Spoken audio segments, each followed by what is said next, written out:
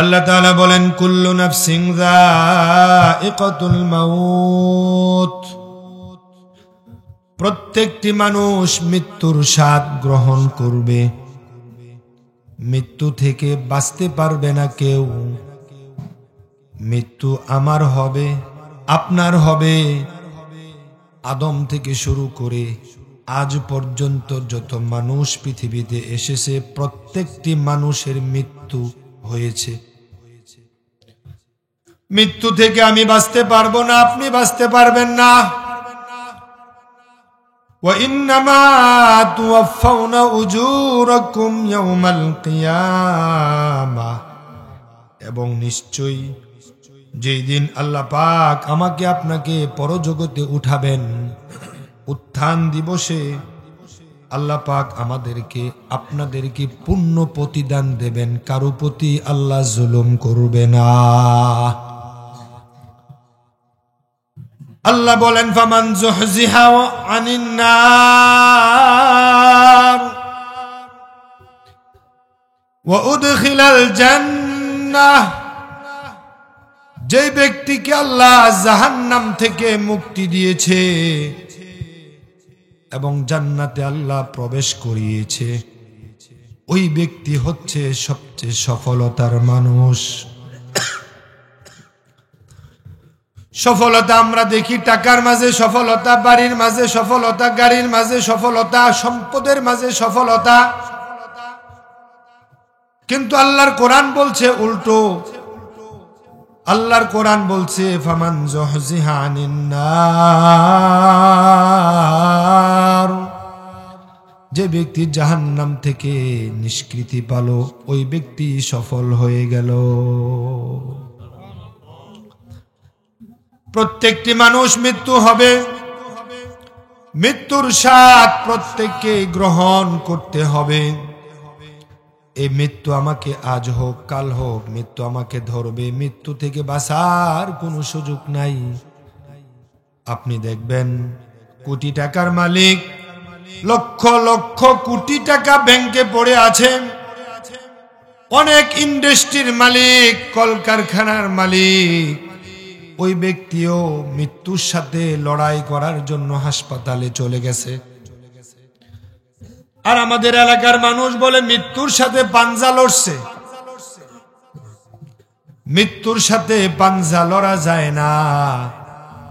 মৃত্যু এমন এক জিনিস, তুমি আইসিইউর ভিতরে থাকো, দুনিয়ার প্রাকৃতিক সকল সরঞ্জাম, তোমার মাস্ক, অক্সিজেনের মাস্ক নাকে লাগানো, প্রেসারের মেশিন হাতে লাগানো, দুনিয়ার সকল সরঞ্জামের চিকিৎসা যন্ত্রপাতি 24 ঘন্টা 24 আওয়ার্স আপনার জন্য প্রস্তুত। অক্সিজেন সাপ্লাই দিচ্ছে, মাস্ক নাকে আছে, অক্সিজেন ঠিকই চলছে, নেওয়ার মতো সক্ষমতা নাই। তোমার টাকা থাকার পরেও টাকা সফলতা আনতে পারে নাই। অক্সিজেনের মাস্ক নাকে থাকার পরেও দুনিয়া থেকে বিদায় হয়ে যায় এমন মানুষ আছে না নাই? টাকা আছে, ওই টাকা ব্যাংকে পড়ে আছে, ওই টাকা তোলার মতো তাৎক্ষণিক কোনো মানুষও নাই। ব্যাংকে ছেলে যাওয়া লাগবে, স্ত্রী যাওয়া লাগবে, পরিবারের সবাই গিয়ে সই দেওয়ার পরে ব্যাংক থেকে টাকাগুলো উঠানোর সুযোগও আছে। টাকা পড়ে থাকবে, টাকা কোনো কাজে করতে পারলো না। সম্পদ পড়ে থাকলো, সম্পদ কোনো কাজ করতে পারলো না, আপনার কোনো উপকারে আসলো না। আপনার টাকা, সম্পদ, বাড়ি, গাড়ি সব আপনজন প্রিয়জন আপনাকে ডাক্তারের কাছে নিয়ে গেল, আপনিও ডাক্তারের কাছে গেলেন, কিন্তু ডাক্তার চিকিৎসা করলো ঠিক, কিন্তু ওষুধে কোনো কাজ করলো না। ওষুধে কোনো কাজ করলো না। অক্সিজেনের মাস্ক নাকে আছে, কিন্তু নিঃশ্বাস নেওয়ার মতো কোনো সক্ষমতা আপনার নাই। বিঘা বিঘা জমি আছে, জমিন পড়ে থাকবে। আপনি এমন জায়গায়ও মৃত্যু হতে পারে বন্ধু, আপনার অকল্পনীয় জায়গায় মৃত্যু হবে। আমাদের দেশে একটা নীতি আছে, বলে যায়, আমি যদি মারা যাই ঈদগার পাশে যে জমিনটা আছে, জমিনের এক কোনায় আমাকে কবর দিও, বাড়ির পাশে আমাকে কবর দিও। আমার বন্ধু, আপনি তো জানেন না আপনাকে আল্লাহ কোন জায়গার মাটি দিয়ে বানাইছে। যেই জায়গার মাটি দিয়ে আল্লাহ আপনাকে বানাইছে, ওই জায়গার মাটি যতক্ষণ পর্যন্ত আপনার মৃত্যু না হবে ততক্ষণ পর্যন্ত ওই জায়গায় আল্লাহ আপনাকে নিয়ে তারপরে মৃত্যু দেবে। সুবহানাল্লাহ। আমরা যখন কবরে আমাদের আপনজন, প্রিয়জন, ছেলে মেয়ে, বাপ মা, তাদেরকে যখন কবরে রাখি, একটা দোয়া আছে না, মিনহা খলাকনাকুম ওয়া ফিহা নুঈদুকুম ওয়া মিনহা নুখরিজুকুম তারাতান উখরা। অর্থ হলো, আল্লাহ আপনজনকে আপনি কবরস্থ করার পরে মাটি দিচ্ছেন, বলছেন মিনহা খলাকনাকুম, এই মাটি দিয়ে তোমাকে বানানো হয়েছে, ওয়া ফিহা নুঈদুকুম, এই মাটির মাঝে তোমাকে রেখে গেলাম, ওয়া মিনহা নুখরিজুকুম তারাতান উখরা, এই মাটি থেকে আল্লাহ তোমারে আবার সৃষ্টি করবে। সুবহানাল্লাহ। এখন আপনি যে ওসিয়ত করে গেলেন ঈদগার পাশে, মসজিদের পাশে আমাকে কবর দিস, কিন্তু মসজিদের পাশের মাটি দিয়া, ঈদগার পাশের মাটি দিয়া আপনাকে তো বানানো হয় নাই, তে মাটিটা এখানে হবে কেমনে? যেই জায়গার মাটি দিয়ে আল্লাহ আপনাকে বানাইছে ওই জায়গায় আপনাকে ফিরাইয়া দেবে। সুবহানাল্লাহ। এখন আপনি যে ওসিয়ত করে গেলেন ঈদগার পাশে মাটি দিস, এই জন্য মুহাদ্দিসিনে কেরাম বলেন, মুফাসসিরিনে কেরাম বলেন, ওসিয়ত করে যাওয়া উচিত না। কারণ এমনও হতে পারে ব্যবসায়িক কাজে আপনি গেছেন সিরাজগঞ্জ, ব্যবসায়িক কাজে গেছেন আপনি টেকনাফ, ব্যবসায়িক কাজে গেছেন আপনি চিটাগাং, ওখানে যাওয়ার পথে অথবা আসার পথে এমন জায়গায় আপনি নেমেছেন, ওই জায়গা থেকে রাস্তার উল্টো পিঠে আপনাকে যাওয়া লাগবে। আপনি দেখতে পাচ্ছেন ডানে কোনো গাড়ি নাই, বামে কোনো গাড়ি নাই, অথবা আসছে চলন্ত অবস্থায়। আপনি রাস্তা পাড়ি দেওয়ার সময় আপনার ট্রাকের নিচে চাপা পড়ে মৃত্যু হয়েছে, হতে পারে না? কিন্তু যে ট্রাকের নিচে আপনি চাপা পড়েছেন, উপর জুপুরি কিছুক্ষণ পরে শুধু ট্রাক খালি যায়, শুধু যায়, এমন 10টা 20টা ট্রাক যদি আপনার উপর দিয়ে বন্ধু যায়, তাহলে আপনার হাড় গোড় মাংস চামড়া কিছুই পাওয়া যাবে। আপনাকে কবর দেওয়ার মতো কোনো অবস্থা তো হবে, আপনাকে কবর দেওয়ার মতো কোনো পরিবেশ সৃষ্টি হবে না, কারণ ওখান থেকে চামড়া পর্যন্ত আনা যাবে না। এমনও তো হতে পারে আপনার পানির অতল তলদেশে আপনার মৃত্যু হতে পারে। যাচ্ছেন আপনি লঞ্চ দিয়ে কোথাও, কিন্তু লঞ্চ ডুবে গেছে, কিন্তু আপনার কোনো মাছ খেয়ে ফেলছে, অথবা আপনি সাগরের অতল তলদেশে চলে গেছেন, ওখান থেকে উদ্ধার করার কোনো সুযোগ নাই। ডুবুরিরা খুঁজছে কিন্তু আপনারে পায় নাই, আরো 10 জন পেয়েছে। আপনাকে বাঘে খেয়ে ফেলতে পারে, তিমিয়ে খেয়ে ফেলতে পারে, হাঙ্গুরে খেয়ে ফেলতে পারে, কিন্তু আপনার কবরটা ওই তিমির পেটেই, আপনার কবরটা ওই হাঙ্গুরের পেটেই, আপনার কবরটা ওই ট্রাকের নিচেই। ওখান থেকে হাড় গুড় মাংস পর্যন্ত আনার কোনো সুযোগ নাই। অথবা আপনাকে এমন ভাবে আগুনের মধ্যে আপনি পড়ে গেছেন, মেল ফ্যাক্টরি কলকারখানায় আপনি কাজ করছেন, হঠাৎ আগুন লেগে গেছে, কিন্তু আগুনে জ্বলে পড়ে অঙ্গার হয়ে গেছেন, ছাইটুকু পর্যন্ত খুঁজে পাওয়া যায় না, আপনাকে দাফন করবে কেমনে? আমার বন্ধু, এই যে আপনি ওসিয়ত করে গেলেন আমাকে গুরুস্থানের পাশে মাটি দিস, ঈদগার পাশে, মসজিদের পাশে মাটি দিস, এমনও তো হতে পারে আপনার মৃত্যু আকাশে হতে পারে। এই যে কয়েক বছর আগে চায়না থেকে বিমান উড্ডয়ন করেছে, 296 জন যাত্রী নিয়ে বিমান চায়না থেকে মালয়েশিয়া যাবে, ওই বিমান আকাশে ক্রাশ করে ফেলেছে হয়তো 296 জন যাত্রীর মাঝে একজন যাত্রীর খোঁজও পাওয়া যায় নাই। আপনি কি মনে করেন ওই বিমানের মাঝে কোটি কোটি টাকার মালিক ছিল এমনও আছে না নাই? কথা বলতে হবে। লক্ষ লক্ষ মিলিয়ন টাকার মালিক ছিল এমনও হতে পারে কিনা? কিন্তু দেখেন লক্ষ কোটি টাকা ব্যাংকে পড়ে আছে, সাদা 3 খান কাপড় পর্যন্ত কপালে নাই। এমনও জায়গায় মৃত্যু হবে কবরের মাটিটুকু পর্যন্ত আপনার কপালে জুটবে না। এই যে কয়েক মাস আগে কোথাকার এক বিমান 188 বা 87 জন যাত্রী নিয়ে বিমান আকাশ থেকে ফ্লাই করেছে জমিনে। কিছুক্ষণ পরে স্ত্রীর সাথে সাক্ষাৎ হবে, ছেলের সাথে সাক্ষাৎ হবে, ভাইয়ের সাথে সাক্ষাৎ হবে, মা বাবার সাথে সাক্ষাৎ হবে। কিন্তু জমিনে বিমান ল্যান্ড করেছে, কিন্তু পাশের বিল্ডিং এর সাথে ধাক্কা লেগে বিমানে আগুন ধরে গেছে। একজন মানুষ শুধু জীবিত, বাকি মানুষগুলো পুড়ে ছাই হয়ে গেছে। এমন জায়গায় আপনার মৃত্যু হবে, আপনার লাশটা পর্যন্ত খুঁজে পাওয়া যাবে না। এই জন্য আপনাকে মৃত্যুর জন্য সব সময় প্রস্তুত থাকা দরকার আছে না নাই? ভালো মৃত্যুর জন্য আল্লাহর কাছে দোয়া করা দরকার আছে না নাই? ও আল্লাহ, তুমি আমাকে অ্যাক্সিডেন্টে মৃত্যু দিও না, পানির মাঝে মৃত্যু দিও না। আপনি আমাকে আল্লাহ আমার পরিবারের সাথে কাছে অবস্থায়, তাদেরকে দেখে যাওয়া অবস্থায়, কালেমা পড়া অবস্থায় আল্লাহ তুমি আমার মৃত্যু দিও, বলেন আমিন।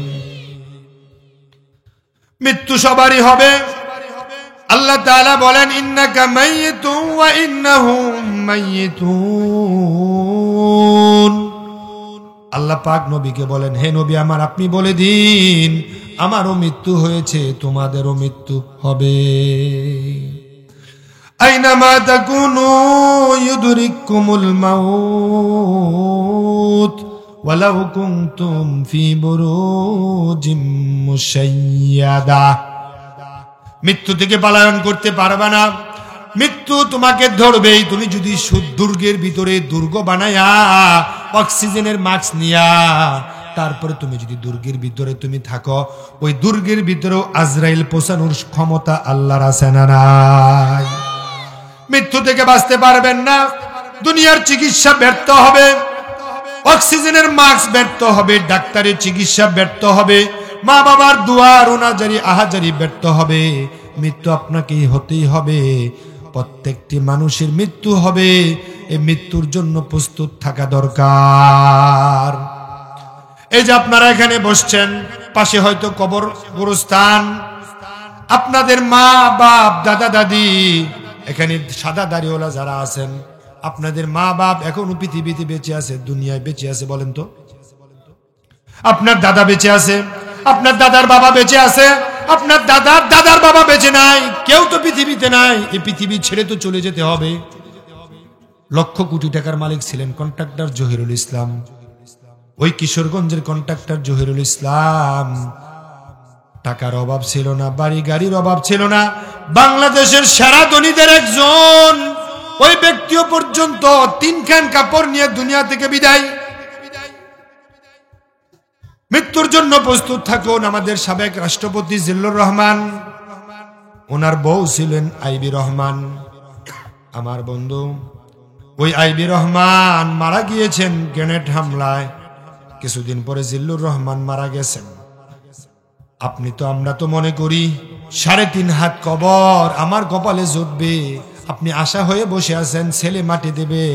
এমনও হতে পারে আপনার পূর্বপুরুষ আত্মীয় স্বজন জমিনে আপনার খোঁজ নেবে, কিন্তু সবাই মরে যাবে, কিন্তু আপনার মৃত্যুটা যে কোথায় হয়েছে এটার সংবাদ পাওয়া যাবে না।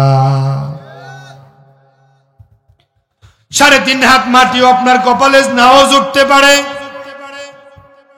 আমি মাঝে মাঝে মজা করে বলি, জিল্লুর রহমান তো 3.5 হাত পাইছে না। মরহুম সাবেক রাষ্ট্রপতি জিল্লুর রহমান 3.5 হাত পায় নাই। ওনার বউকে যে কবরস্থানে দাপন করা হয়েছে উনি পাইছেন 3.5 হাত। ওনার কবরের উপরে জিল্লুর রহমানকে দাফন করা হয়েছে। তাহলে 3.5 হাত ভাগ করলে 2 ভাগ করলে কয় হাত হয়? 2.5 হাত। 3.5 হাত মাটি। সাবেক রাষ্ট্রপতি, বাংলাদেশের রাষ্ট্রপতি জিল্লুর রহমানও 3.5 হাত পায় নাই, ওনার বউ পাইছে 2.5 হাত। রাষ্ট্রের প্রেসিডেন্টও পাইছেন 2.5 হাত, 3 হাত পায় নাই। আমার বন্ধু, মৃত্যুর জন্য প্রস্তুত থাকুন। মৃত্যু আপনাকে ধরবেই। আপনার টাকা পড়ে থাকবে, বাড়ি গাড়ি পড়ে থাকবে, প্রাসাদ বানাইছেন, অট্টালিকা বানাইছেন, সকল কার্যক্রম প্রায় শেষ। আপনি 2 দিন পরে হুজুরদেরকে দাওয়াত দিয়েছেন, আমাদের শামসুল ভাইকে দাওয়াত দিয়েছেন, ইব্রাহিম ভাইকে দাওয়াত দিয়েছেন, আলেম ওলামাদেরকে দাওয়াত দিয়েছেন, আত্মীয় স্বজনকে দাওয়াত দিয়েছেন। আগামীকাল আপনি ফ্ল্যাটে উঠবেন, কিন্তু আজকে ফজর বেলায় রাত্রি শেষ হওয়ার পরে ফজরের নামাজ পড়ে বাড়িতে এসে বলছেন কেমন কেমন জানি লাগে। ছেলে মেয়ে আপনাকে নিয়ে গেল মেডিকেল যাওয়ার পথে আপনার মৃত্যু হয়ে গেছে, কিন্তু বাড়ি করেছেন, এত সুন্দর করে বাড়ি বানালেন, রং করলেন, ডিজাইন করলেন, আর্টিকেল করলেন, বাড়ির জায়গায় থেকে যাবে, আপনি কবরে চলে গেছেন। আমার বন্ধু, কবর যে কোথায় কার কখন হবে বলা যায় না। ওই মৃত্যুর জন্য প্রস্তুত থাকুন। মৃত্যু আপনাকে ধরবে, মৃত্যু থেকে বাঁচার কোনো সুযোগ নাই।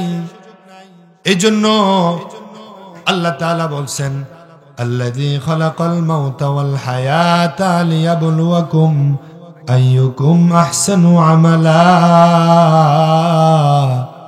আমি তোমাদেরকে কেন পৃথিবীতে পাঠাইলাম? আমি আল্লাহ দেখতে চাই তোমাদের মাঝখান থেকে কার আমল কার সবচেয়ে বেশি সুন্দর। দুনিয়া থাকার জায়গা না। টাকা কামাইবেন, টাকা নিয়ে যেতে পারবেন না। পোশাক বানাইবেন, পোশাক পরতে পারবেন না। খাবার সামনে আসছে, খাবার সামনে থাকা অবস্থায় দেখছেন খাবেন, কিন্তু আজরাইল এসে জানটা নিয়ে গেল। খাবারটা থাকা কি হলো?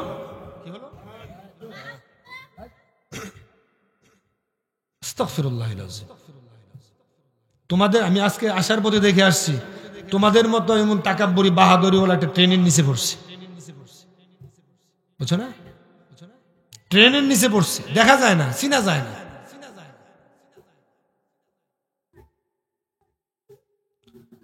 খাবারটা সামনে আছে, সুন্দরভাবে পরিবেশন করেছে, আপনার ভাই ছেলে মেয়ে খাচ্ছে, আপনিও খাবেন।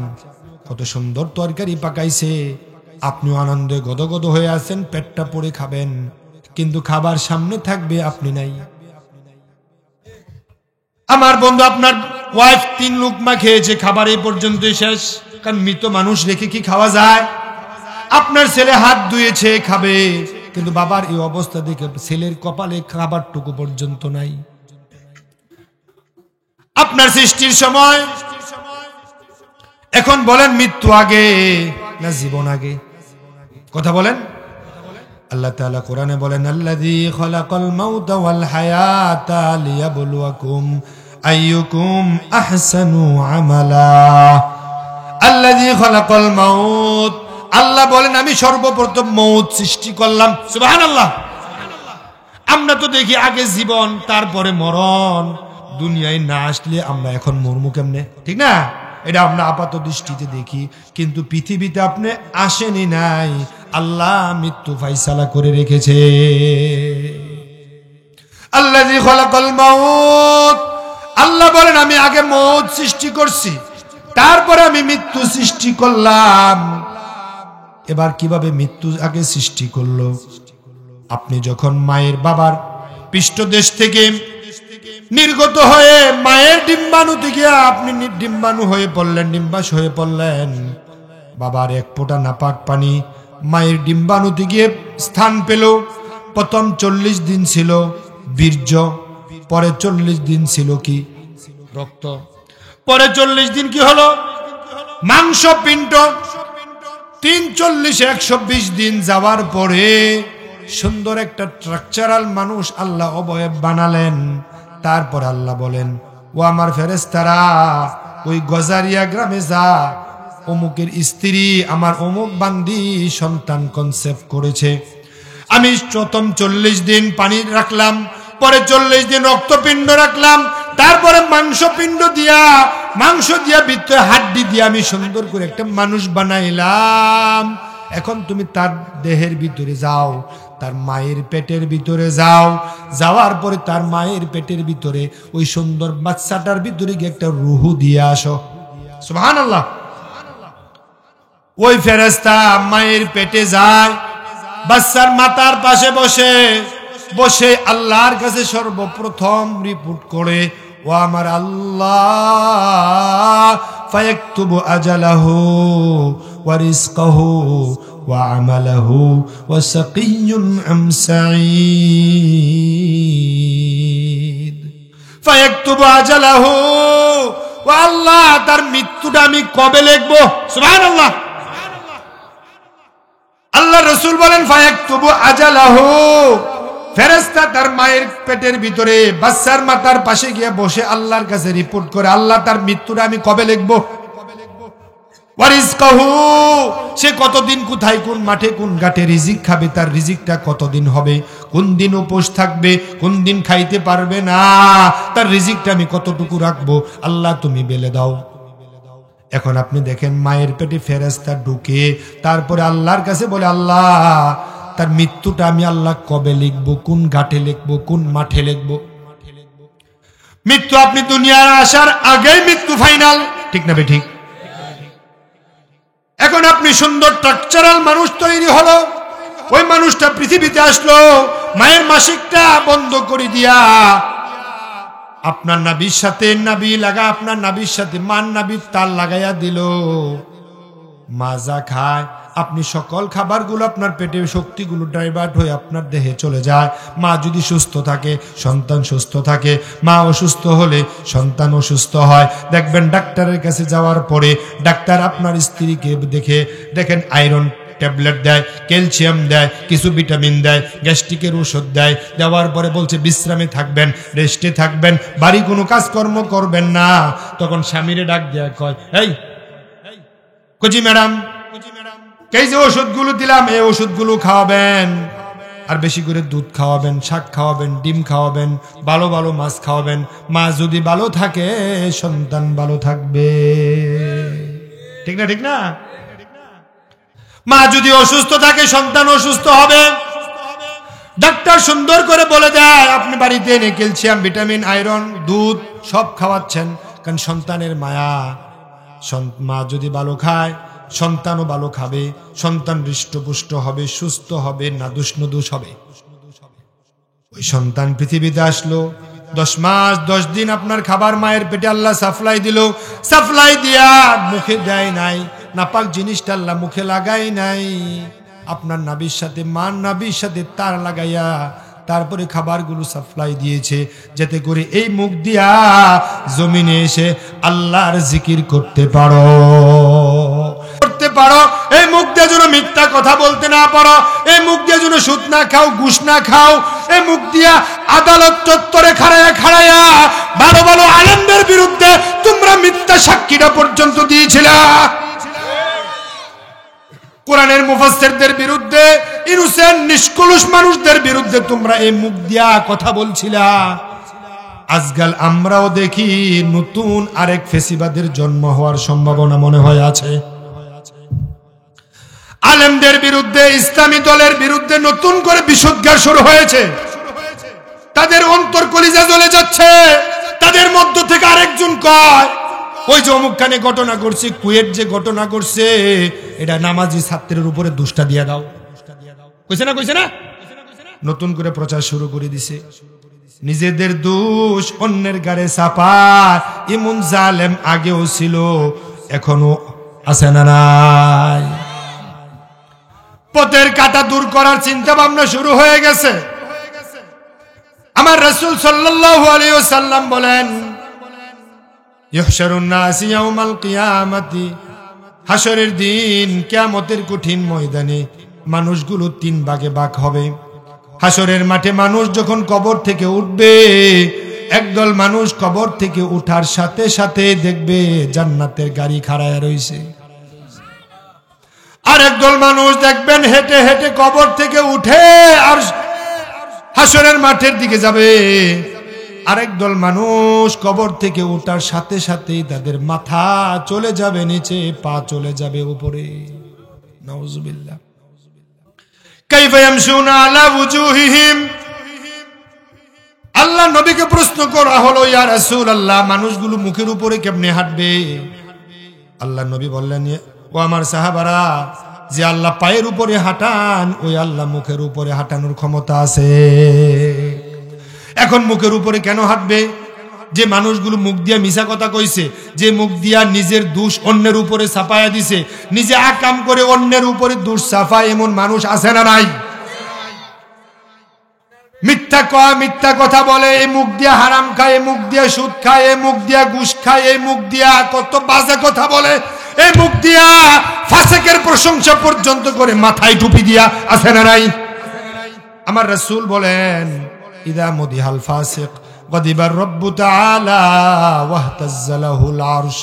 যখন কোনো ফাসিকের প্রশংসা করা হয়, কোনো ভালো মানুষ, আমার আল্লাহ, আমি আল্লাহর মনে হয় আমার আকাশটা যেন থরথর করে কাঁপছে। কোন ফাসিক লোকের প্রশংসা যখন কেউ করে, আল্লাহর আরশ থরথর করে কাঁপে। আর আমরা দেখলাম 16-17 বছর, আরে জি হুজুর কইতে কইতে, জি ম্যাডাম কইতে কইতে, জি হুজুর কইতে কইতে, জি স্যার কইতে কইতে, সারা দিনের মাঝে স্যার কয় 100 বার, আল্লাহর নাম নেয় না একবার।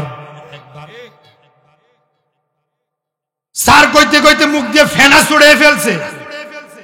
ইব্রাহিম নে জাতির বাবা বাদ দিয়া নতুন বাবা বানায়া, ওই বাবারে বাবা ডাকতে ডাকতে কোমরে গামছা বাইদা নামছে। ইব্রাহিম যে জাতির পিতা, ওইটা মাথা থেকে ফেলে দিছে। আমরা কি দেখলাম?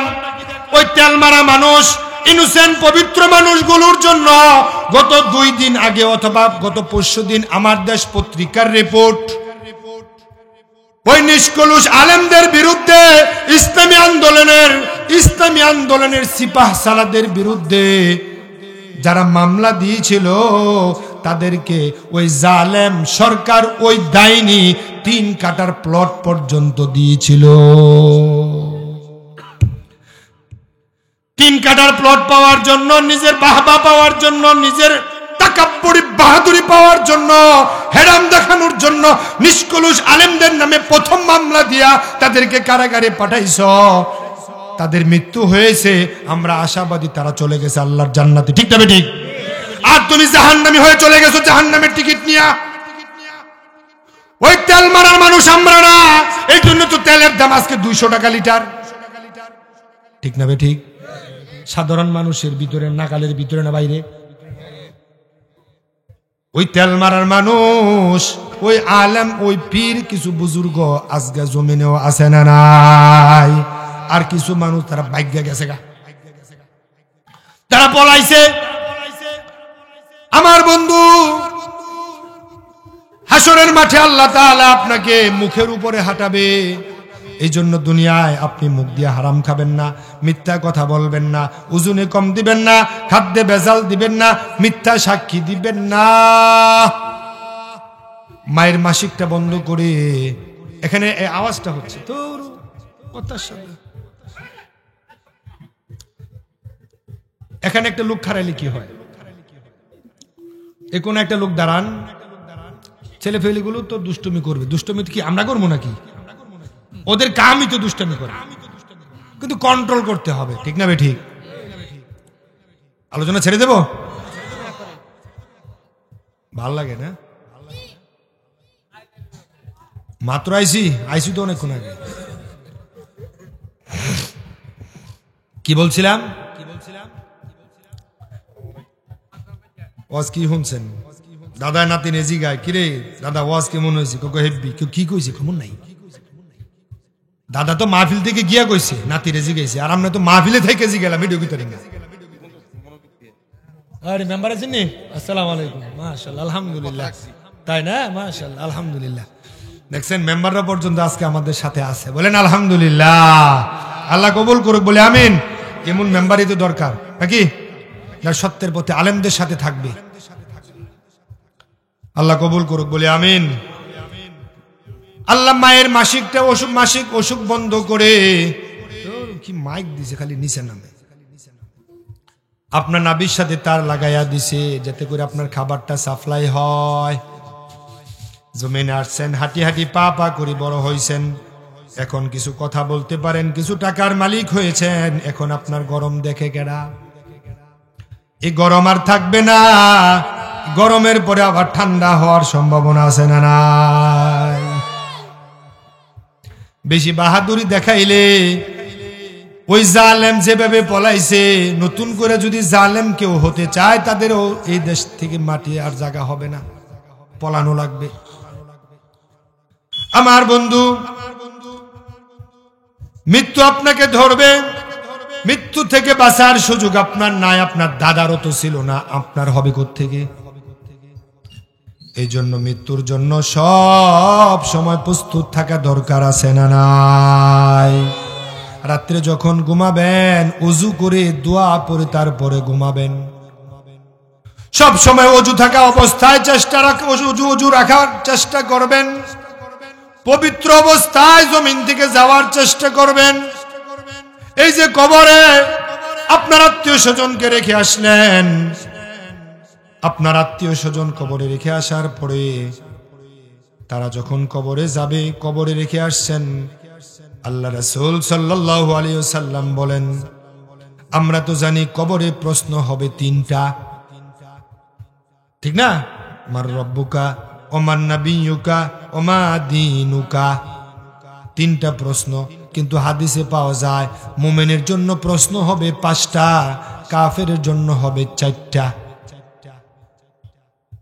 মুমিনের জন্য হবে 5টা, কাফেরের জন্য হবে 4টা।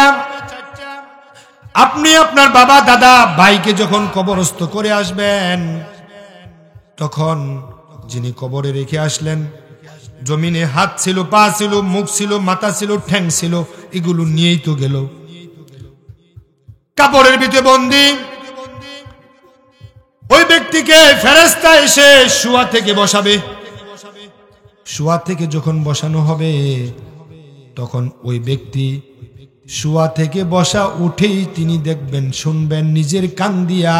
আল্লাহ রাসূল বলেন, হাত্তা ইয়াসমা করাআনি আলিহিম, শুয়া থেকে বসে দেখবেন, শুনবেন আপনজনেরা তার কবরে রেখে যে চলে যাচ্ছে, পায়ের জুতার আওয়াজ ওই ব্যক্তি কবরে বসে বসে শুনবে। তার মানে বেশি দূরে নয়। তখন ফেরেশতা আপনাকে প্রশ্ন করবে। ফেরেশতার প্রশ্নের আগে আল্লাহর সাইকোলজিক্যাল টেস্ট হবে। আল্লাহ রাসূল সাল্লাল্লাহু আলাইহি ওয়াসাল্লাম বলেন, মুসিলাত লাহুশ শামসু ইনদা গুরুবিহা ফায়াজলিসু আইনাইহি ফায়াকুলু দাউনি উসাল্লি।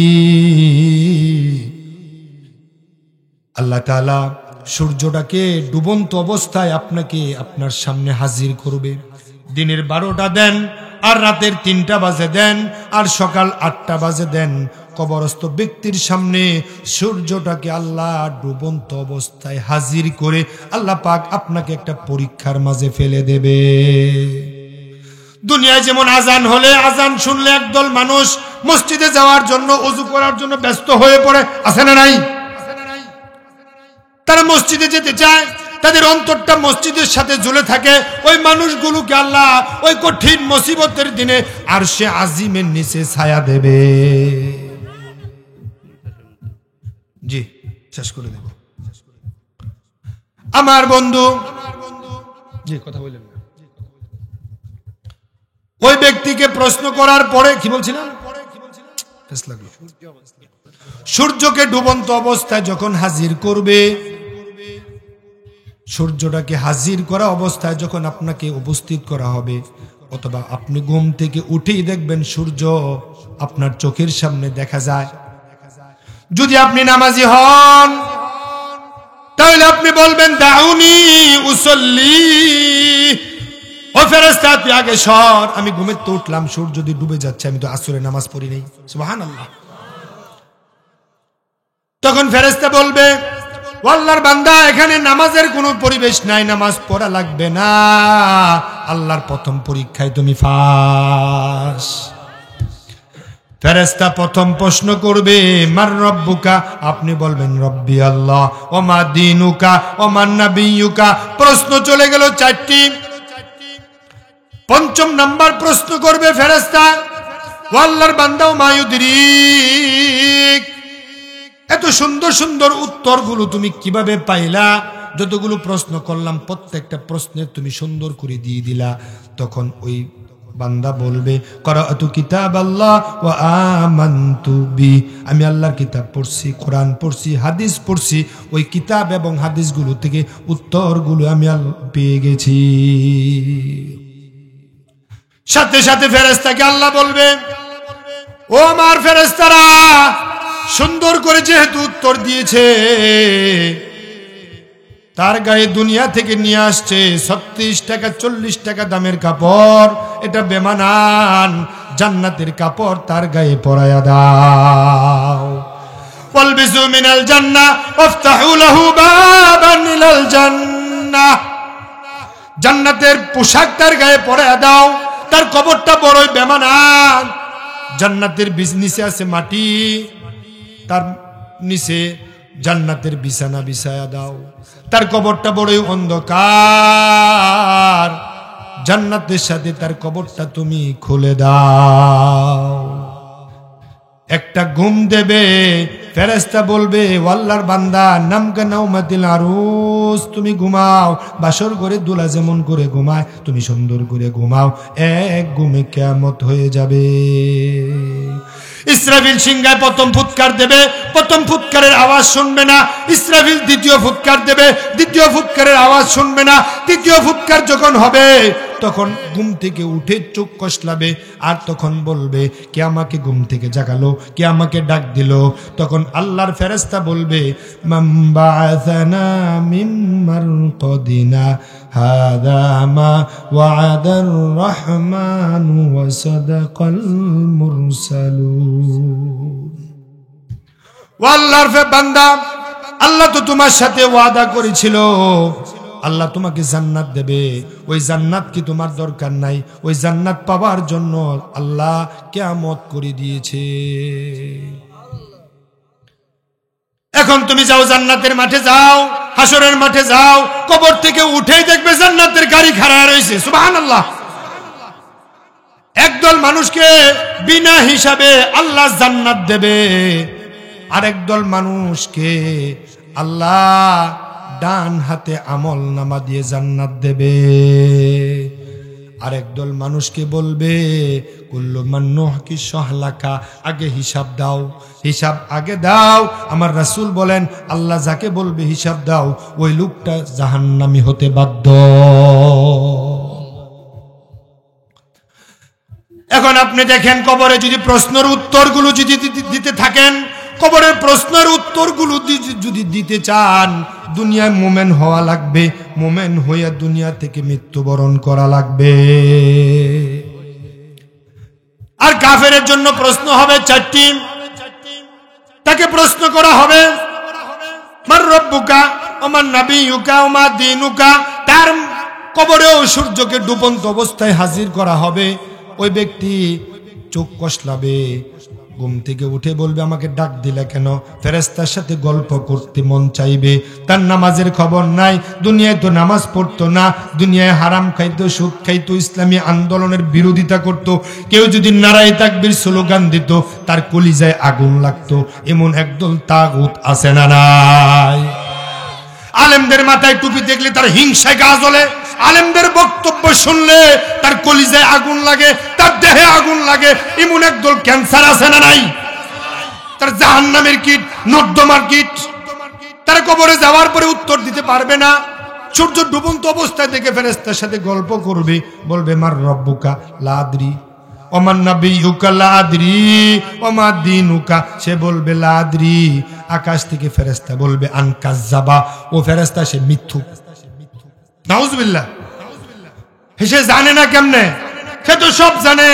আলেমদের বিরুদ্ধে কোর্টে দাঁড়ায় মিথ্যা মামলা দিতে জানছে, ফাইলগুলো লিখতে জানছে, জমি জমা কেনা বেচা করতে জানছে, কারে কেমনে মিথ্যা সাক্ষী দিয়ে ফাঁসানো লাগবে এগুলো জানছে। সে কেমনে কয় জানে না, সে তো সব জানছে। ইংরেজি পড়ছে, ভূগোল পড়ছে, বিজ্ঞান পড়ছে, কেমিস্ট পড়ছে, ফিজিক্স পড়েছে, জীববিজ্ঞান পড়েছে, বায়োলজি পড়েছে, ম্যাথের টিচার ছিল, প্রফেসর ছিল। এত কিছু জানার পরেও কেমনে কবরে প্রশ্নগুলো উত্তর দিতে হবে এগুলো বুঝি শিখল না, এগুলো বুঝি জানে না। এগুলো তো সব কোরআনের মাঝে ওপেন করে দিয়েছেন আল্লাহ। তার মানে সে পথে ছিল না। আমার বন্ধু, আল্লাহ বলবেন, ও ফেরেশতা, সে মিথ্যা বলছেন, কাজ্জাবা, সে মিথ্যা বলেছে। তার গায়ে জাহান্নামের পোশাক পরায়া দাও, কবরটা জাহান্নামের আগুন দিয়া দাও ধাও করে দাও, জাহান্নামের সাথে তার দরজাটা কালেকশন তৈরি করে দাও। জাহান্নামের পুরা ফেরেশতা জাহান্নামটাকে আপনার কবরে আগুন দিয়া দাও দাও করে চলে যাবে। পরক্ষণে একজন ফেরেশতা আসবে, মাইজরাবাতুম মিনাল হাদিদ লাউ যুরিবা বিহা জাবালুল লাসারাত তুরাবা। আমার রাসূল বলেন, এমন একজন ফেরেশতা আসবে, ওই ফেরেশতা অন্ধ, চোখে দেখে না। ওই ফেরেশতা বুবা, কথা বলতে পারে না, কানেও শুনে না। ওই ফেরেশতার হাতে থাকবে একটা হাতুড়ি।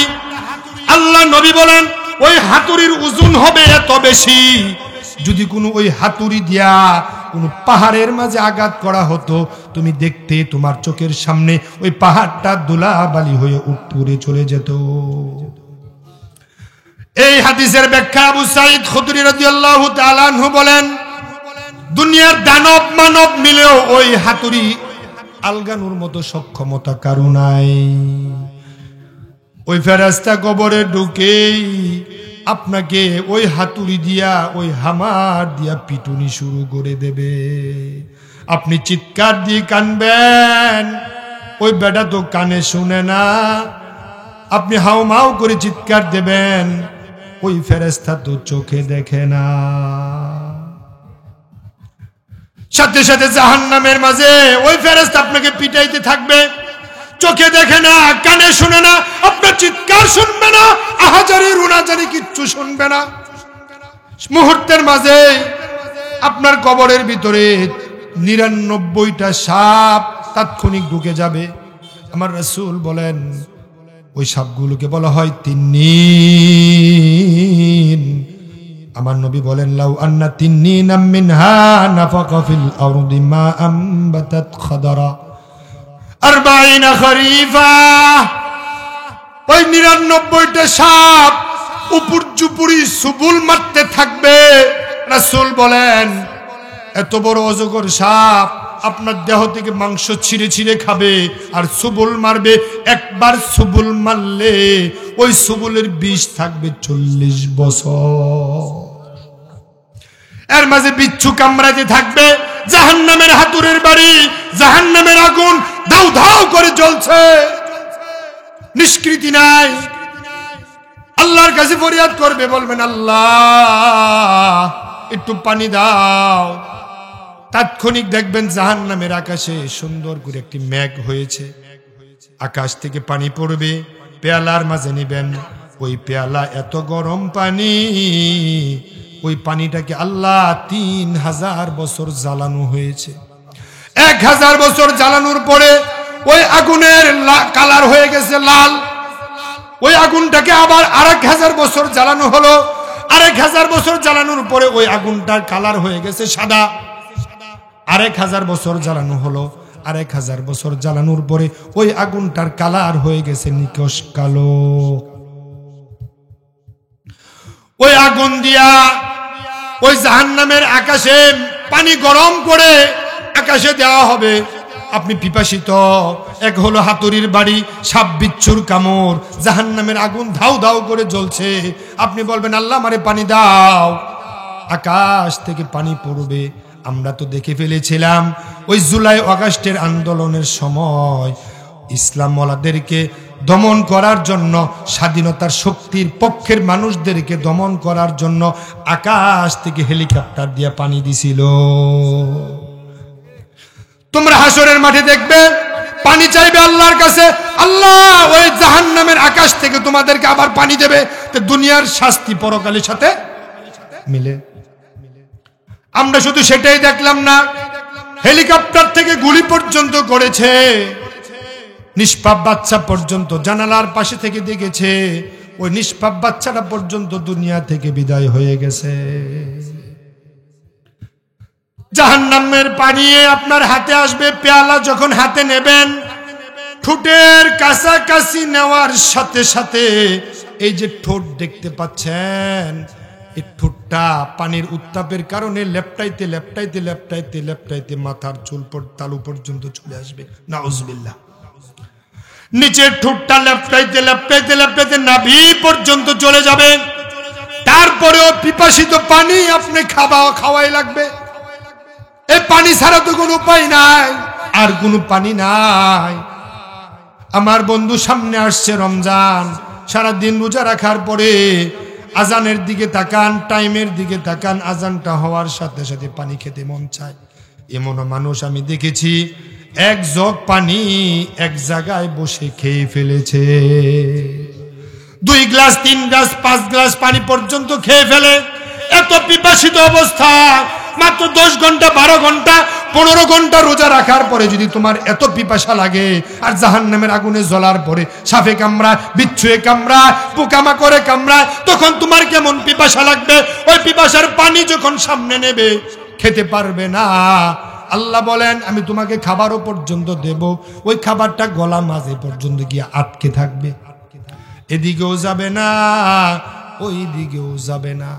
এখন আমি বলতে চাই, আপনার বাবা, আপনার দাদা, আপনার ভাই, আপনার মা হয়তো ইসলাম বিরোধী ছিল, দিন বিরোধী ছিল, নামাজ ঠিক মতো পড়লে পড়তো, না পড়লে নাই।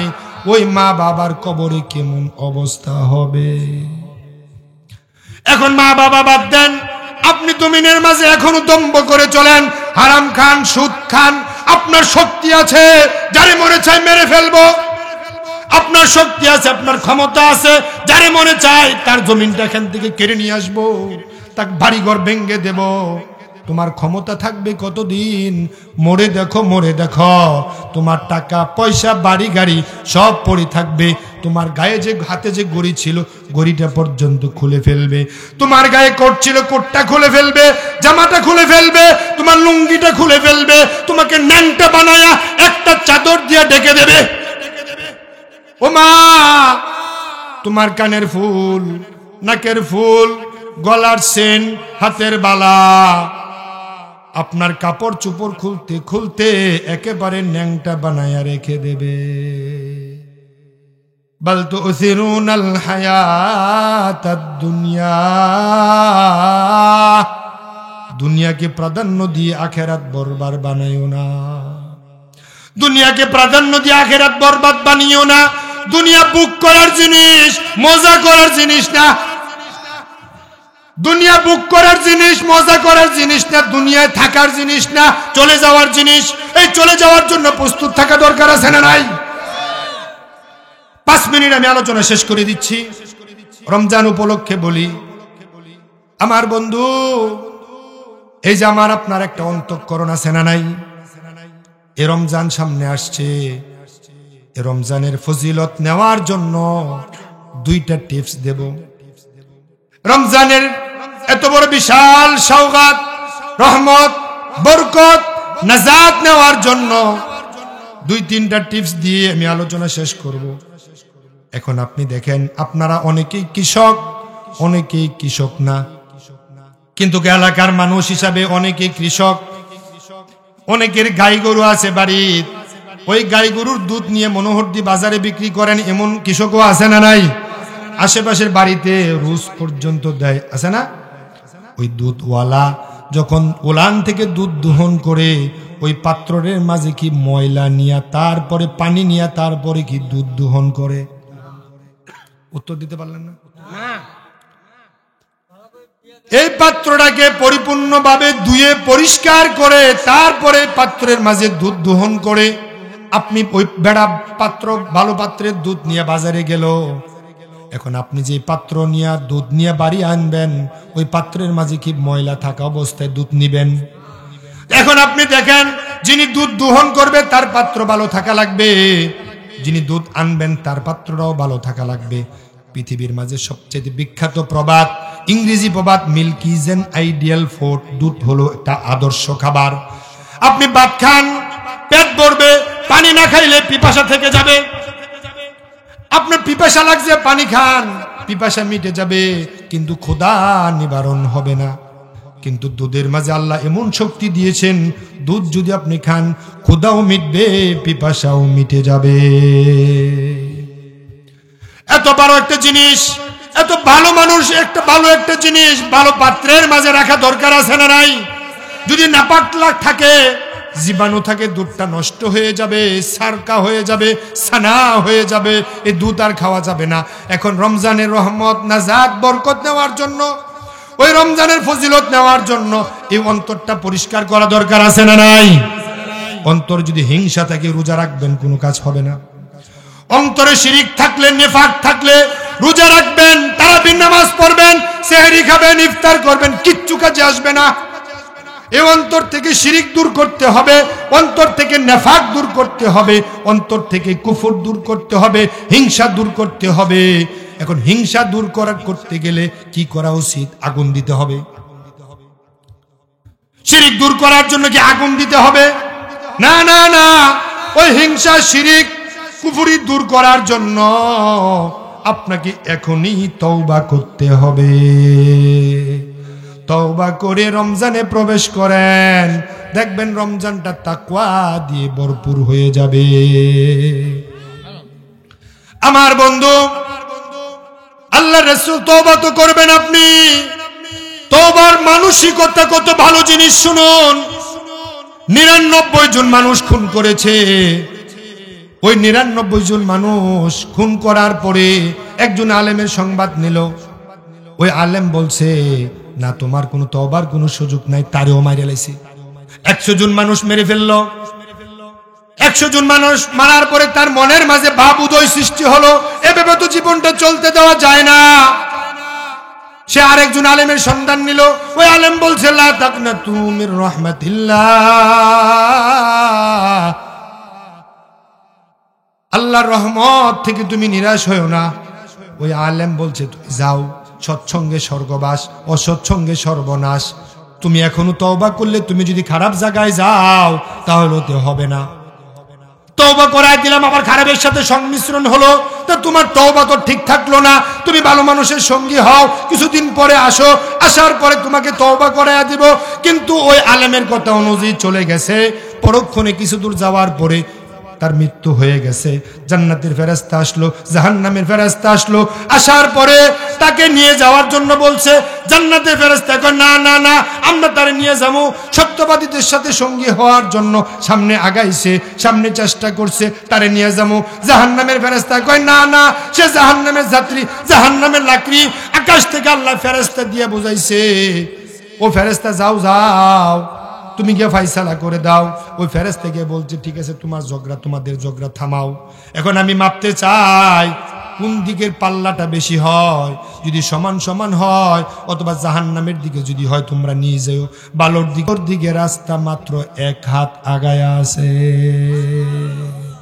আল্লাহ তার অতীত জীবনের গুনাহ ক্ষমা করে দিয়ে তাকেও জান্নাতবাসী করে দিয়েছে। তওবা কিন্তু এখনো করে নাই, তওবা এখনো করে নাই, ক্ষমা পেয়ে গেছে। তওবার মানসিকতা কত ভালো জিনিস। জুলকিফল নামে একজন ব্যক্তি ছিল, তার কাছে একটা মেয়ে এসে বললেন, আমাকে কিছু দিনার দাও। কত দিনার লাগবে? ওই 60টা দিনার লাগবে। 60 দিনার দিলাম। আমাকে হাওলাত দাও, আমি পরে দিয়ে দেব। কিন্তু দিয়ে দিছে, বলছে তোমাকে আর দেওয়া লাগবে না। কেন? আমি তোমাকে 1 রাতের জন্য কাছে পেতে চাই। ওই মেয়েটার টাকার বড় দরকার, টাকা লাগবে দরকার, কিন্তু ওই যুবক ওই টাকার বিনিময়ে তার ইজ্জত কেড়ে নিতে চায়। চলে গেল রাতের অন্ধকারে কোনো ফ্ল্যাটে, কঠিন কোনো জঙ্গলে।